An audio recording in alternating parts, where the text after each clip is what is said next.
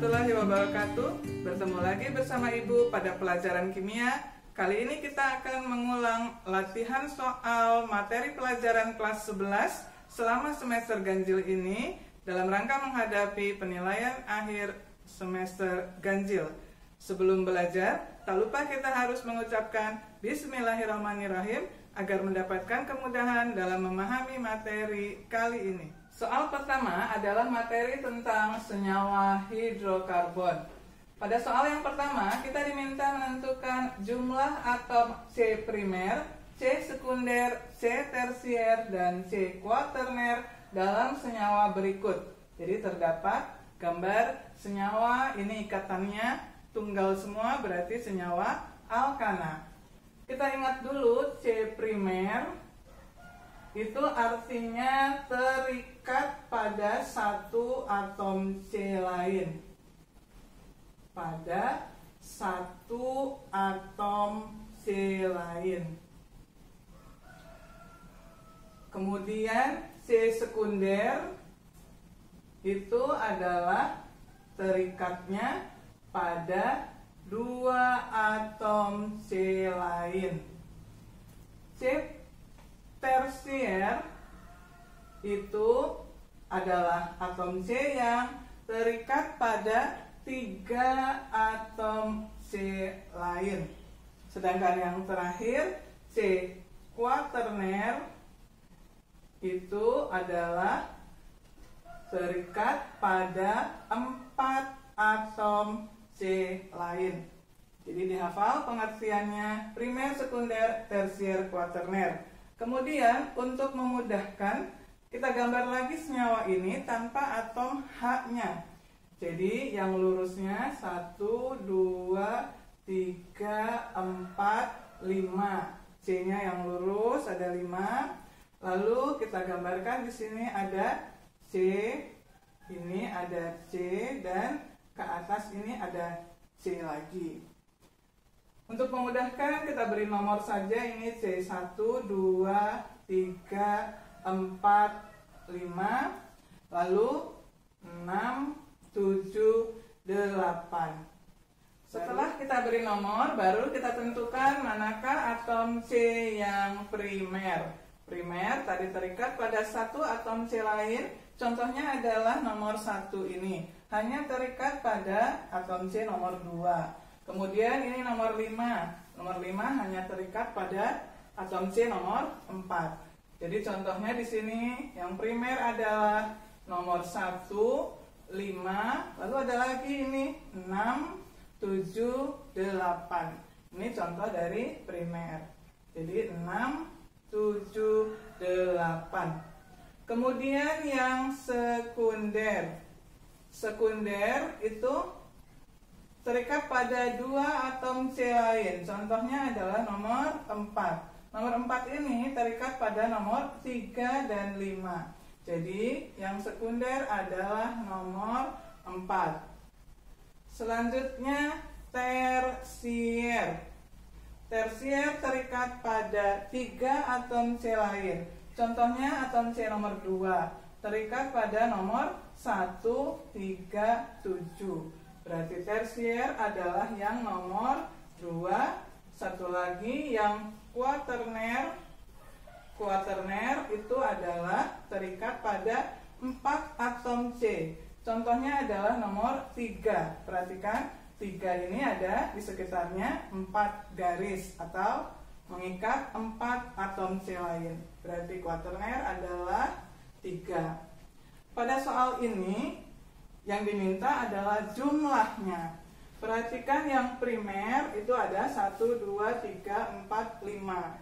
Primernya 5, sekunder, tersier, kuaterner seluruhnya berjumlah 1. Jadi jawaban yang benar nomor 1 adalah yang E. Primernya 5, sekundernya 1, tersier 1, dan kuaterner 1. Kemudian sekalian kita ingat cara pemberian nama senyawa alkana. Kita tentukan, misalnya ditanya namanya ya, ditentukan dulu rantai utamanya, ini rantai utama. Nanti yang di luar rantai utama itu disebut cabang. Ini C pasti nanti namanya CH3. Ini metil juga, CH3 metil, yang ini juga metil. Maka sambil diingat lagi cara pemberian nama jika senyawa ini kita diminta memberikan namanya. Namanya adalah metilnya ada di nomor 2, lalu di nomor 3 atas dan 3 bawah. Jadi cara pemberian namanya adalah nomornya yang disebutkan dulu, 2, lalu 3 atas, 3 bawah. Metilnya ada 3, berarti namanya trimetil. Kemudian rantai utamanya ada 5. Sambil diingat lagi, 5 itu adalah pentana. Ya, jadi sekaligus kita mengingat atom C primer, sekunder, tersier, kuaterner, dan cara pemberian nama senyawa alkana. Kita lanjutkan membahas soal yang kedua. Pada soal yang kedua terdapat senyawa alkena. Karena ada rangkap 2-nya, ini disebut senyawa alkena. Kita diminta memberikan nama senyawa tersebut. Untuk memudahkannya, kita gambar atom C-nya saja tanpa atom H. Jadi yang lurus itu C-nya ada 6.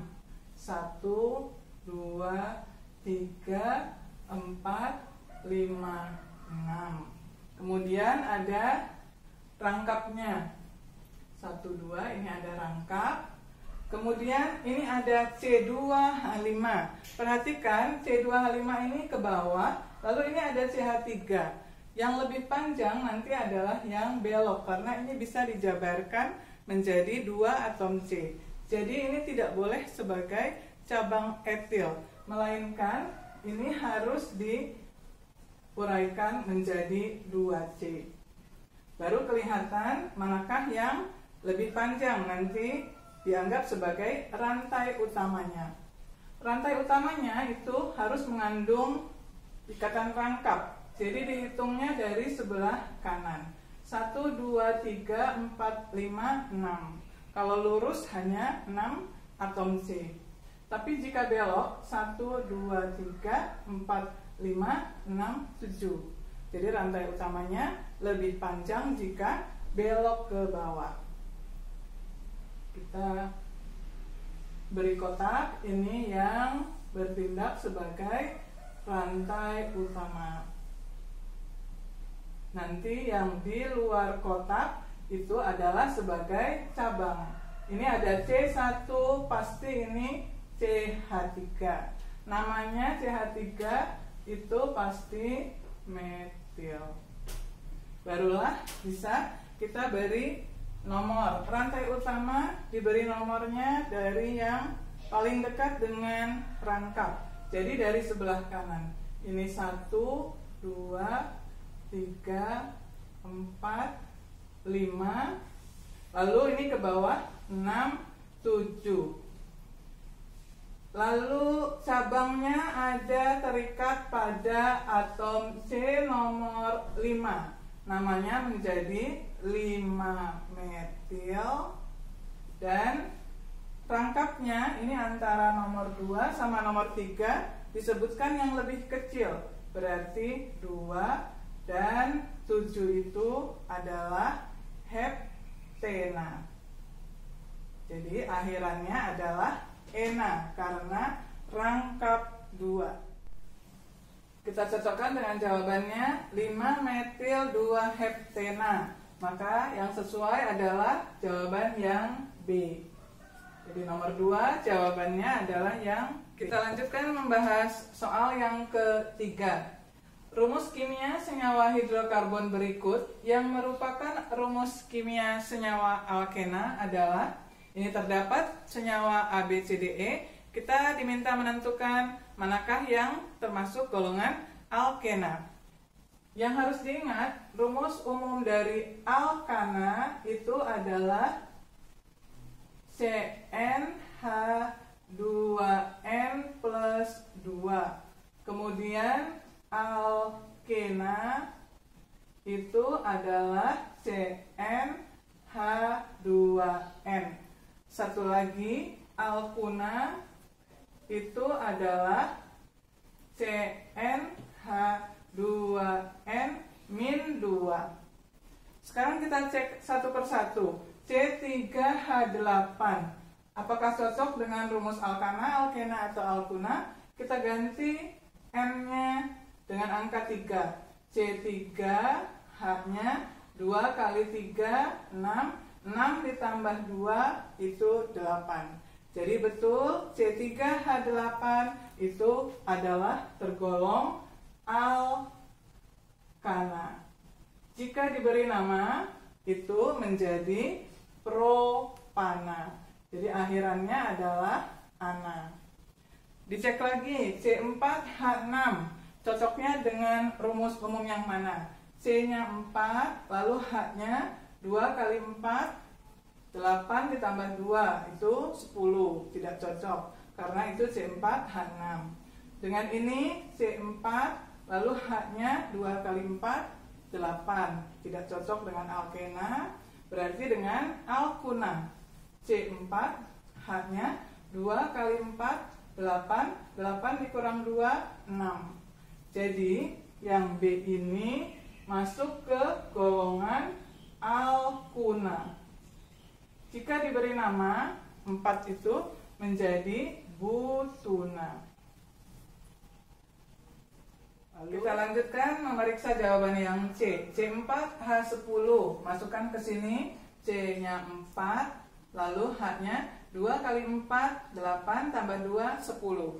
Berarti cocok dengan rumus alkana.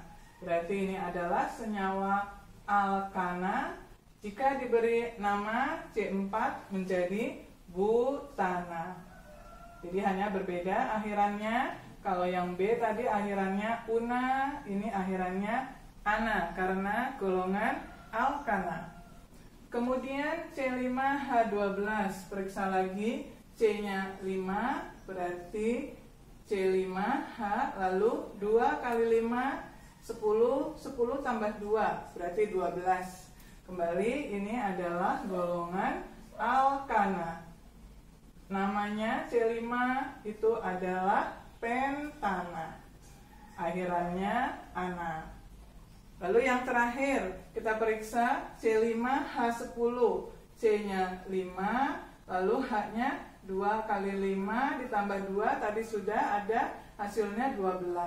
Berarti tidak cocok dengan yang E.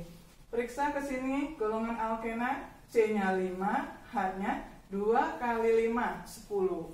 Berarti cocoknya dengan golongan alkena. Inilah berarti jawabannya. Jika diberi nama C5H10, namanya menjadi pentena. Hanya berbeda di akhirannya saja. Ini ana, ini ena karena golongan alkena.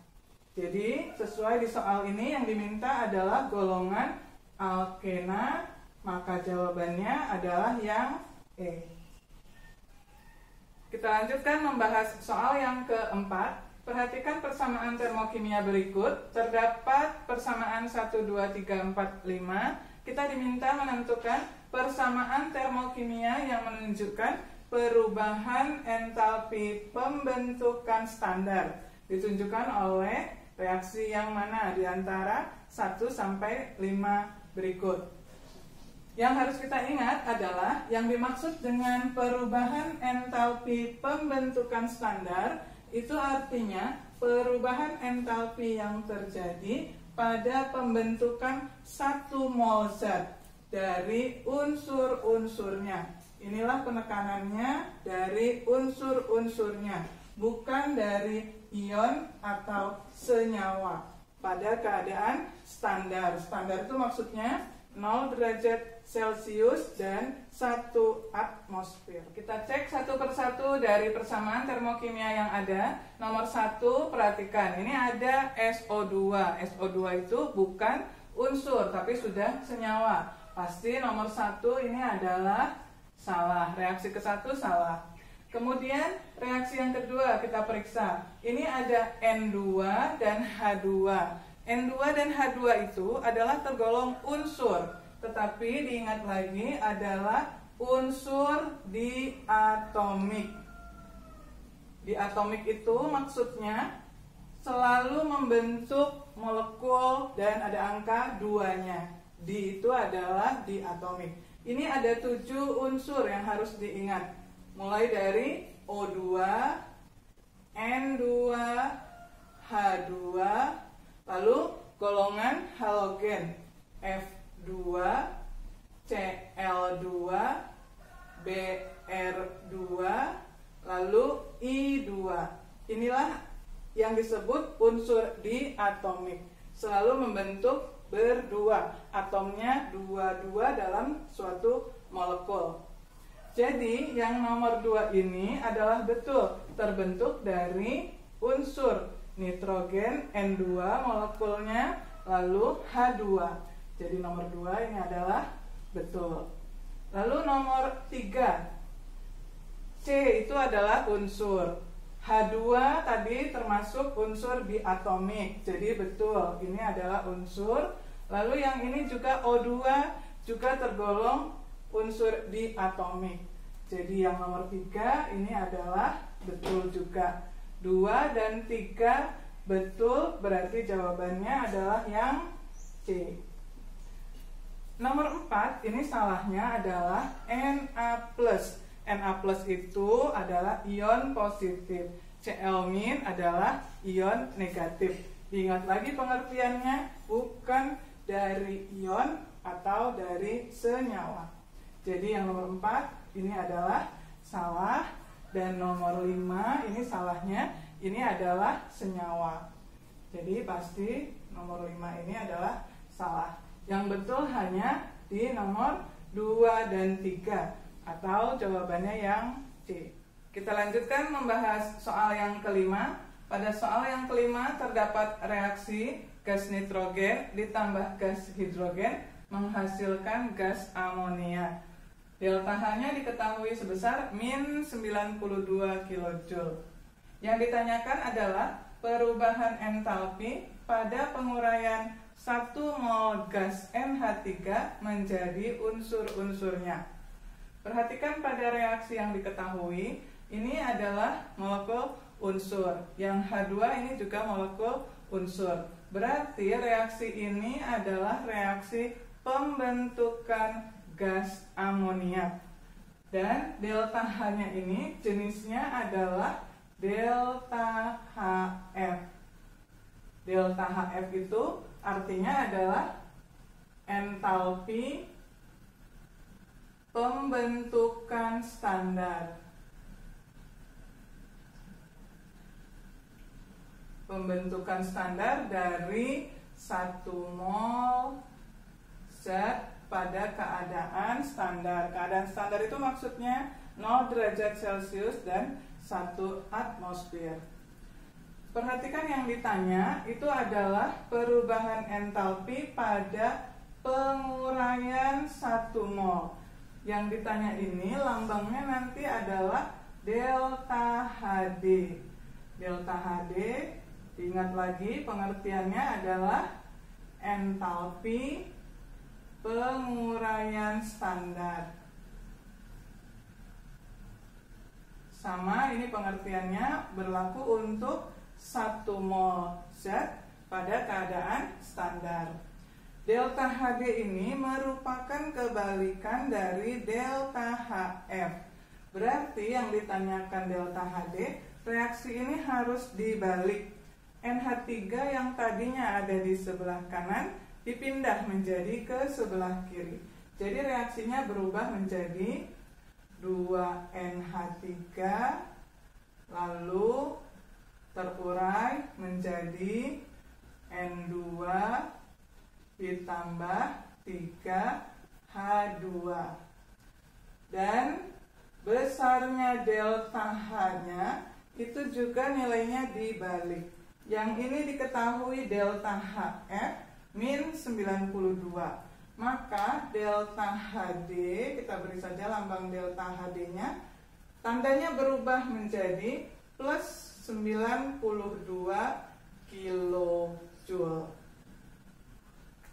Kemudian ini yang ditanya adalah penguraian 1 mol gas. Sedangkan pada reaksi ini mol gas amoniaknya adalah 2 dari koefisiennya. Untuk menjadi 1 mol, maka reaksi ini semua dibagi 2. Dibagi 2, koefisiennya saja yang dibagi 2. 2 dibagi 2 hasilnya 1, angka 1 tidak ditulis, berarti reaksinya menjadi NH3 terurai menjadi, ini koefisiennya 1, berarti 1 dibagi 2 ini menjadi setengah N2, lalu ditambah, ini 3 berarti menjadi 3/2 H2, dan delta HD-nya ini juga dibagi 2. Kita tuliskan di sini, berarti delta HD-nya itu didapat sebesar 92 dibagi 2 adalah 46 kilojoule. Maka soal nomor 5 ini jawabannya adalah yang C, plus 46 kilojoule. Kita lanjutkan membahas soal yang ke-6. Soal yang ke-6 ini adalah tentang energi ikatan. Diketahui data energi ikatan rata-rata sebagai berikut. Ikatan CH itu 410 kJ per mol, CL itu 330, CL dengan CL 243, HCl 432. Kita diminta menentukan nilai entalpi reaksi. Reaksinya diketahui, C2H6 ditambah Cl2 menghasilkan C2H5Cl ditambah HCl. Untuk soal seperti ini, dasarnya kita adalah harus mengetahui dulu C2H6 itu tergolong senyawa hidrokarbon alkana, alkena, atau alkuna. Jadi untuk menggambarkannya kita harus tahu, dan ternyata C2H6 ini adalah golongan alkana. Dari mana bisa menentukan alkana? Itu dari rumus umumnya alkana adalah CnH2n plus 2. Jadi kalau N-nya diganti angka 2, C2, lalu H-nya 2 kali 2, 4, 4 ditambah 2 adalah sesuai C2H6. Setelah kita menentukan C2H6 ini adalah alkana dan ikatannya tunggal, barulah kita dapat menggambarkan rumus struktur dari C2H6. C2H6 kita gambarkan, C-nya dulu 2, lalu H-nya ada di sekitarnya ada 6.